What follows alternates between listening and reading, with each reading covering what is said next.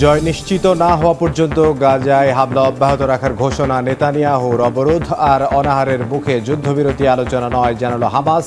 একদিনে নিহত আরও ৬৩ ফিলিস্তিনি। সীমান্ত সংঘাত বন্ধে যুদ্ধবিরতিতে সম্মত থাইল্যান্ড ও কম্বোডিয়া। মালয়েশিয়ায় শান্তি আলোচনার পর আসলো সিদ্ধান্ত, যোগ দেয় যুক্তরাষ্ট্র ও চীনের প্রতিনিধি দল। আসাম থেকে উচ্ছেদ করা হচ্ছে বাংলাভাষী মুসলমানদের। এক মাসে গুড়িয়ে দেয়া হলো ৩,৫০০ বাড়িঘর। ভারতীয় হলেও বাংলাদেশি তকমা দিয়ে তাড়িয়ে দেওয়ার অভিযোগ। ১৫০টি যুদ্ধজাহাজ সহ ভারী অস্ত্র নিয়ে একসাথে ৪ সাগরে রাশিয়ার বিশাল নৌমহড়া। এটি কি আমেরিকা ও পশ্চিমাদের বিরুদ্ধে হুমকি? তুরস্কে ভূমিকম্পে ৫৫,০০০ মানুষের মৃত্যু হয়েছিল। গুগলের ব্যর্থতার কারণে ২ বছর পর কেন দায় স্বীকার করল তারা? হামাসের বিরুদ্ধে জয় নিশ্চিত না হওয়া পর্যন্ত গাজায় হামলা অব্যাহত রাখার ঘোষণা দিয়েছেন ইসরায়েলের প্রধানমন্ত্রী বিনিয়ামিন নেতানিয়াহু। এ অবস্থায় দেশটির পরবর্তী পদক্ষেপ কি হবে তা দ্রুত ঠিক করার আহ্বান জানিয়েছেন মার্কিন প্রেসিডেন্ট ডোনাল্ড ট্রাম্প। অন্যদিকে হামাস বলছে, অবরোধ আর অনাহারের মধ্যে ইসরায়েলের সঙ্গে যুদ্ধবিরতি আলোচনা চালিয়ে নেয়ার কোনো অর্থই হয় না। এদিকে নেতানিয়াহু বাহিনীর আগ্রাসনে গাজায় একদিনে আরও ৬৩ জন ফিলিস্তিনি নিহত হয়েছেন। বোমার আওয়াজ আর আর্তনাদ এই যেন গাজাবাসীর নিত্যদিনের জীবনের অংশ হয়ে উঠেছে। স্থানীয় সময় রোববার উপত্যকাটির খান ইউনিস, বনি সুহেলা সহ বেশ কিছু জায়গায় ইসরায়েলি বাহিনীর বর্বর হামলায় নিহত হন অর্ধশতাধিক ফিলিস্তিনি। ত্রাণকে ফাঁদ হিসেবে ব্যবহার করেও হত্যার অভিযোগ রয়েছে। যদিও ইসরায়েলি সেনাবাহিনীর মুখপাত্রের দাবি, হামাস গাজায় দুর্ভিক্ষের মিথ্যা ও প্রতারণামূলক প্রচারণা চালিয়ে যাচ্ছে। ইসরায়েলি প্রধানমন্ত্রী বিনিয়ামিন নেতানিয়াহু বলছেন, তাদের জয় নিশ্চিত না হওয়া পর্যন্ত এই হামলা চলতে থাকবে। গাজায় ন্যূনতম পরিমাণে ত্রাণ সরবরাহ চালিয়ে যাওয়ার কথাও জানান তিনি। হামাসকে ধ্বংস করা এবং আমাদের জিম্মিদের মুক্তি দেওয়ার লক্ষ্যে আমরা লড়াই এবং আলোচনা পরিচালনায় অগ্রগতি করছি। আমরা যে পথই বেছে নিই না কেন, আমাদের মানবিক সরবরাহের ন্যূনতম প্রবেশের অনুমতি অব্যাহত রাখতে হবে। তবে লক্ষ্যে পৌঁছানোর জন্য আমরা লড়াই চালিয়ে যাব। টানা ৫ দিন সীমান্ত সংঘাতের পর অবশেষে যুদ্ধবিরতিতে রাজি হয়েছে থাইল্যান্ড ও কম্বোডিয়া। দুদেশের শীর্ষ পর্যায়ের আলোচনার পর সিদ্ধান্তের কথা জানান মালয়েশিয়ার প্রধানমন্ত্রী আনোয়ার ইব্রাহিম। মধ্যরাত থেকে যুদ্ধবিরতি কার্যকর হবে বলে জানানো হয়। বৈঠকে যুক্তরাষ্ট্র ও চীনের প্রতিনিধিরাও অংশ নেন। বৃহস্পতিবার শুরু হওয়া সংঘর্ষে এখন পর্যন্ত নিহত হয়েছেন অন্তত ৩৫ জন, বাস্তুচ্যুত হয়েছেন ২ লাখের বেশি। হামলার জন্য একে অপরকে দায়ী করে দুদেশ। অবশেষে মালয়েশিয়ার মধ্যস্থতায় শান্তি আলোচনার মাধ্যমে বিনা শর্তে যুদ্ধবিরতিতে রাজি হল দুদেশ। ১৫০টি যুদ্ধজাহাজ, ১৫,০০০ সেনা, হাইটেক অস্ত্র ও অত্যাধুনিক ড্রোন নিয়ে একযোগে ৪টি সমুদ্রে বিশাল নৌমহড়া চালিয়েছে রাশিয়া। এর মধ্য দিয়ে রুশ প্রেসিডেন্ট ভ্লাদিমির পুতিন সাফ জানিয়ে দিলেন, আমেরিকার নৌ আধিপত্যকে আর ভয় পায় না মস্কো। জানালেন, রাশিয়া শুধু ইউক্রেনে ব্যস্ত নয়, সমুদ্রেও ভয়ঙ্কর প্রতিপক্ষ। এই সামুদ্রিক মহড়া কি তাহলে ভবিষ্যতের সংঘাতের ইঙ্গিত? যুক্তরাষ্ট্র কি কাঁপছে রাশিয়ার সামুদ্রিক শক্তির হুঙ্কারে? বিশ্বে একমাত্র রাশিয়াই কি পারে আমেরিকা ও পশ্চিমাদের ঠেকাতে? হাফিজুল ইসলামের ডেস্ক রিপোর্টে বিস্তারিত। বিশ্ব পরাশক্তিগুলোর পরবর্তী যুদ্ধের ময়দান হতে পারে সাগরের জলসীমা, আর সেজন্য আগাম প্রস্তুতি নিচ্ছে রাশিয়া। প্রশান্ত, আর্কটিক, বাল্টিক ও কাস্পিয়ান 4টি কৌশলগত সমুদ্রে একযোগে বিশাল নৌমহড়া চালিয়েছে মস্কো। ১৫০টি যুদ্ধজাহাজ, ১৫,০০০ সেনা, ১২০টির বেশি সামরিক বিমান, ক্ষেপণাস্ত্র ইউনিট ও হাইটেক ড্রোন নিয়ে চালানো মহড়ার মধ্য দিয়ে পুতিন যেন হুঁশিয়ারি দিলেন, সমুদ্রেও তারা এক ভয়ঙ্কর প্রতিপক্ষ। ইউক্রেন যুদ্ধ রাশিয়াকে দুর্বল করে ফেলেছে। আমেরিকা ও পশ্চিমা জোটের এমন ধারণাকে উড়িয়ে দিতেই সামুদ্রিক রণাঙ্গনে শক্তির দাপট দেখালো মস্কো। জুলাই স্টর্ম নামের এই রুশ নৌমহড়ায় কতটা আতঙ্কিত হয়েছে যুক্তরাষ্ট্র?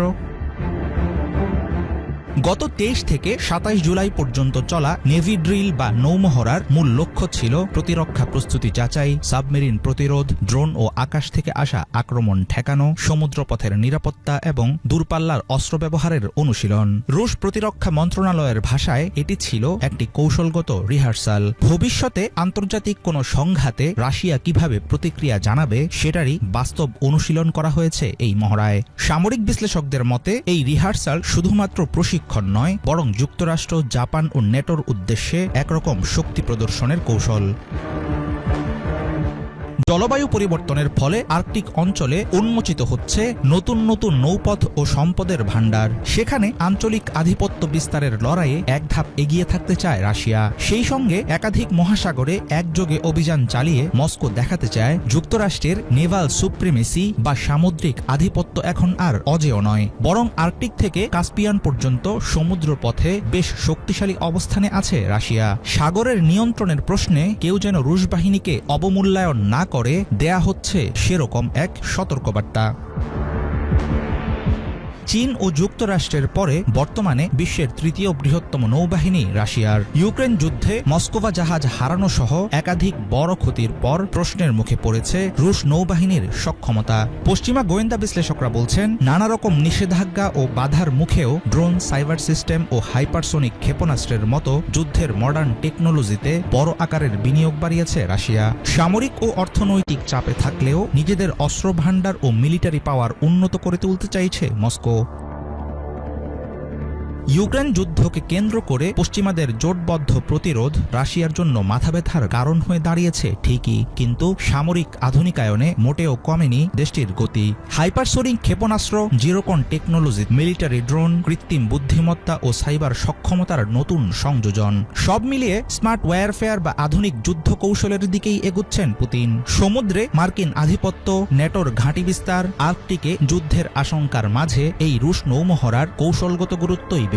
এর মধ্য দিয়ে রাশিয়া যেন মনে করিয়ে দিচ্ছে আমেরিকার নৌবহরকে জোর ধাক্কা দেওয়ার ক্ষমতা মস্কোর আছে। ফিলিস্তিনের গাজার কিছু এলাকায় প্রতিদিন 10 ঘণ্টা করে অস্ত্রবিরতির প্রতিশ্রুতি দিলেও তা ভঙ্গ করে হামলা চালাচ্ছে ইসরায়েলি বাহিনী। রবিবার সামরিক অভিযান বন্ধ ঘোষণার কয়েক ঘণ্টার মধ্যেই গাজা সিটির একটি বেকারিতে হামলা চালায় নেতানিয়াহু বাহিনী। হামলা ও হত্যাযজ্ঞ হয়েছে আল মাওয়াসি এলাকায়। গাজায় 5 লাখ ফিলিস্তিনি চরম অনাহারে ভুগছে। বিশ্ব স্বাস্থ্য সংস্থার মতে অপুষ্টিতে ভুগছে 20% বেশি গর্ভবতী নারী। অনাহারে বাড়ছে মৃত্যুর সংখ্যা। এই পরিস্থিতিতে গাজায় কিছু খাবারের ট্রাক ঢুকলেও তা খুবই সামান্য বলে ক্ষোভ জানিয়েছে জাতিসংঘ। শহীদ আরাফাতের ডেস্ক রিপোর্ট। ফিলিস্তিনের গাজার 3টি এলাকায় অস্ত্রবিরতি ঘোষণার কয়েক ঘন্টার মধ্যে হামলা চালায় ইসরায়েলি বাহিনী। হামলার লক্ষ্যবস্তু ছিল গাজা সিটি ও আল মাওশি। রবিবার ভূখণ্ডটির আল মাওশি, দের আল বালা এবং গাজা সিটিকে সামরিক অভিযানের বাইরে রাখার ঘোষণা দেয় নেতানিয়াহু প্রশাসন। তবে সেটি ব্যর্থ প্রমাণিত হয়েছে। ওইসব নিরাপদ স্থানগুলোতে হত্যাযজ্ঞ অব্যাহত রেখেছে জায়নবাদী গোষ্ঠী। এরই মধ্যে 24 ঘন্টায় গাজায় প্রায় 100 ফিলিস্তিনিকে হত্যা করেছে ইসরায়েল।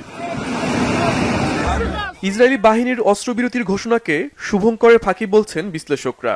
গেল কয়েক সপ্তাহে গাজায় ক্ষুধা ও অপুষ্টিতে থাকা ফিলিস্তিনিদের জন্য আন্তর্জাতিক চাপ বাড়তে থাকলে অবরোধ তুলে নিয়ে ত্রাণ ঢোকার অনুমতি দেয় ইসরায়েলি প্রশাসন। তবে ত্রাণের আড়ালে একের পর এক হামলা ও হত্যাযজ্ঞ চালাচ্ছে নেতানিয়াহু বাহিনী। ভূখণ্ডটির একটি স্থানও নিরাপদ নয় বলে মত বিশ্লেষকদের। এদিকে গাজায় ত্রাণ ঢোকার অনুমতি এবং নতুন করিডোর অনুমোদনের পর থেকে কিছুটা খাদ্যের দেখা পাচ্ছে ফিলিস্তিনিরা। জর্ডান ও সংযুক্ত আরব আমিরাত আকাশ থেকে গাজায় ত্রাণ ফেলছে। বিভিন্ন স্থানে বিশৃঙ্খলভাবে ত্রাণ সংগ্রহ করতে দেখা যায় ফিলিস্তিনিদের। গাজায় যে পরিমাণ ত্রাণ ঢুকছে তাকে পর্যাপ্ত বলছে না জাতিসংঘ। সংস্থাটির মতে গাজায় অন্তত 5 লাখ ফিলিস্তিনি দুর্ভিক্ষের পরিস্থিতিতে দিন পার করছে। বিশ্ব স্বাস্থ্য সংস্থা বলছে গাজায় অপুষ্টিতে ভুগছে 20% বেশি গর্ভবতী নারী। খাদ্যের অভাবে স্বাভাবিক ওজনের চেয়ে অনেক কম ওজন নিয়ে চলছে তারা। অনেকে অনাহারে মারা যাচ্ছেন। এই পরিস্থিতিতে ভূখণ্ডটিতে প্রচুর পরিমাণে ত্রাণ প্রয়োজন।